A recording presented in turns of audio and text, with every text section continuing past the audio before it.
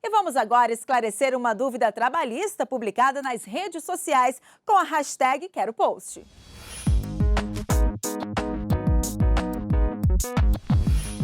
E a dúvida enviada ao nosso Facebook com a hashtag Quero Post é do Leandro.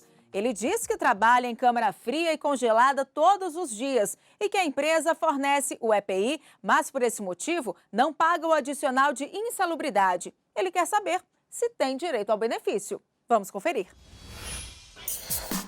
Muitos profissionais que trabalham em ambientes com ruídos, radiação, agentes químicos, entre outros agentes nocivos à saúde, precisam usar equipamentos de proteção individual durante o trabalho.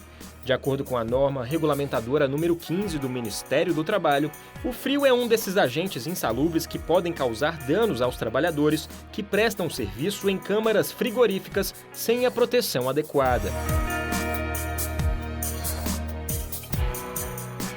Para tirar a dúvida do nosso internauta, viemos até uma câmara fria de um supermercado aqui em Brasília conversar com o Adriano, que é o responsável pelo açougue, o encarregado do açougue aqui nesse supermercado. Adriano, você faz parte da sua rotina entrar na câmara fria e como é que funciona o trabalho aqui? A gente tem que entrar na câmara fria pelo menos umas 10 vezes por dia para fazer o abastecimento da loja. Sempre que a gente entra, a gente utiliza os EPIs. É importante porque aqui, qual é a temperatura aqui? Como é que fica aqui? Essa aqui hoje, ela deve estar 5 graus. Abaixo deve estar 5 ou 3 graus positivo. E aí qual é a orientação que vocês passam? Além dos EPIs, vocês não podem ficar muito tempo aqui, não é isso? Não, com os EPIs aqui que a gente está, a gente consegue ficar até 15 minutos aqui dentro. A mais disso aí, a gente tem que ligar a câmera. A principal função dele é abastecer as prateleiras de congelados e resfriados do supermercado constantemente, além de limpar a própria câmara fria.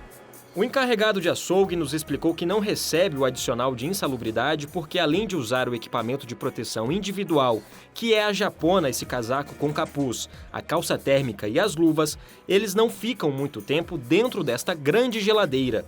De acordo com a Consolidação das Leis do Trabalho, na seção 7, artigo 253, os trabalhadores que prestam esse tipo de serviço, depois de 1 hora e 40 minutos de trabalho contínuo, têm direito a um intervalo de 20 minutos para recuperação térmica.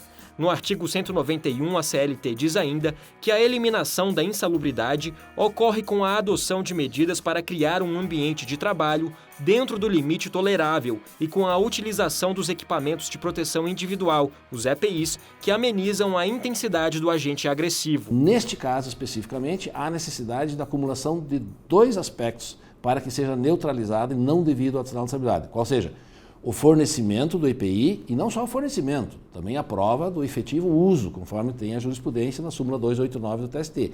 E, além disso, deve o empregador observar o artigo 253 da CLT, que determina o intervalo, que chama-se intervalo para recuperação térmica. Seguindo esse entendimento, a seção 1 de dissídios individuais do TST condenou uma empresa de alimentos a pagar o adicional de insalubridade a um ajudante de produção que trabalhava na câmara frigorífica com o equipamento de proteção individual, mas não tirava integralmente os intervalos para recuperação térmica de 20 minutos.